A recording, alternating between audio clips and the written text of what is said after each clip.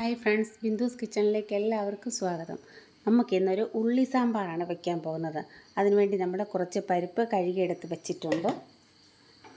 ചെറിയ ഉള്ളി കഴുകി വൃത്തിയാക്കി വെച്ചിട്ടുണ്ട്. അതിനുവേണ്ട ഇൻഗ്രീഡിയൻസ്: ഒരു ശകലം പുളിയ്, ഒരു തക്കാളി അരിഞ്ഞത്, 2-3 പച്ചമുളക്, ശകലം ഇഞ്ചി ചെറുതായിട്ട് അരിഞ്ഞത്, കൂടെ തന്നെ ശകലം ഉലുവ, ജീരകം, ശകലം ശർക്കര, കടുക്, അതുപോലെ തന്നെ മല്ലിയില, കറിവേപ്പില, പിന്നെ സാമ്പാർ പൊടി. ഇനി നമുക്ക് പരിപ്പ് ഒരു കുക്കറിനകത്തേക്ക് വേവിക്കാൻ വയ്ക്കാം. നമ്മളൊരു കുക്കറിലേക്ക് പരിപ്പിട്ട് കൊടുത്തിട്ടുണ്ട്. അതിലേക്ക് നമുക്ക് ഒരു മുളക് പൊട്ടിച്ചിട്ട് കൊടുക്കാം. ഒരു ശകലം വെളിച്ചെണ്ണ ഒഴിച്ചു കൊടുക്കാം. അടച്ച് വെച്ച് വേവിക്കാം. നമ്മൾ വേറെ ഒരു ചീനച്ചട്ടി അടുപ്പിൽ വെച്ച് കൊടുത്തിട്ടുണ്ട്. നമുക്കതിലേക്ക് കുറച്ച് വെളിച്ചെണ്ണ ഒഴിച്ചു കൊടുക്കാം.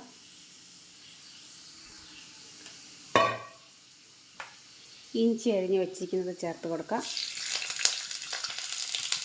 പച്ചമുളക് ഇട്ട് കൊടുക്കാം. കൂടെ തന്നെ ചെറിയ ഉള്ളി ഇട്ട് കൊടുക്കാം.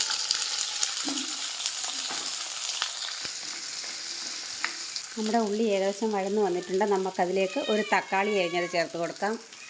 നമുക്കതിലേക്ക് പുളി പിഴിഞ്ഞ് വെച്ചിരിക്കുന്ന വെള്ളം ഒഴിച്ച് കൊടുക്കാം.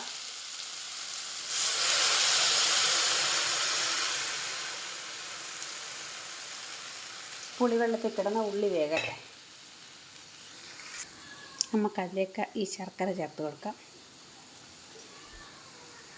നമ്മൾക്കിതിലേക്ക് ഒരു 2.25 സ്പൂൺ സാമ്പാർ പൊടി ചേർത്ത് കൊടുക്കാം.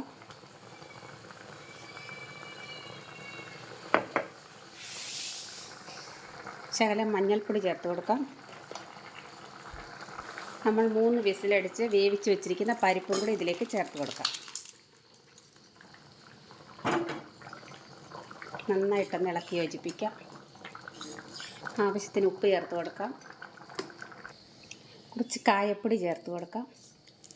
കുറച്ച് മതി. കായപ്പൊടിയും കൂടി ചേർത്തിട്ട് നമുക്ക് നന്നായിട്ടൊന്ന് ഇളക്കി കൊടുക്കാം. നമ്മുടെ സാമ്പാർ അങ്ങനെ ആയിട്ടുണ്ട്. ഇനി നമുക്ക് കടുക് താളിച്ച് കൊടുക്കാം. കുറച്ച് വെളിച്ചെണ്ണ ഒഴിച്ച് കൊടുക്കാം.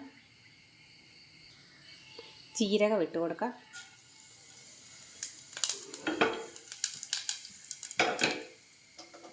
ഉലുവ ഇട്ട് കൊടുക്കാം.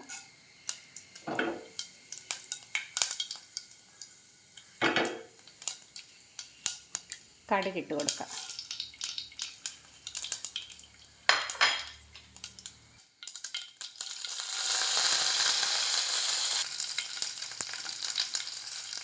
താളിച്ചത് നമുക്കിതിലേക്ക് ഒഴിച്ചു കൊടുക്കാം.